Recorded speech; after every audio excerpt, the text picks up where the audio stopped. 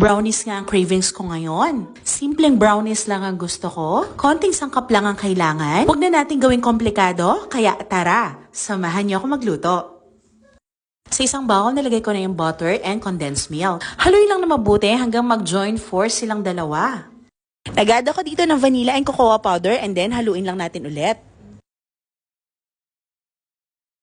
This time, maglalagay na tayo ng harina and baking powder. Haluin lang ulit ng mabuti hanggang sa wala ng lumps. Basta make it sure wag i-overmix. Pwede na natin siyang ilipat sa ating baking pan na may baking paper para hindi siya dumikit. Then, itaktak lang ng 3 beses para mawala yung mga bubbles. And pwede rin kayo maglagay ng kahit anong toppings na gusto ninyo. Pwedeng chocolate and pwede rin nuts. Mini chocolate chips nga yung nilagay ko dito dahil yun yung available dito sa bahay. Bake for 30 minutes sa 250 Fahrenheit preheated oven. And ito na nga ang ating finished product. Palamigin lang natin ng sandali bago natin tikman. And this is it. Slice na natin ang ating brownies and pwede na nating tikman.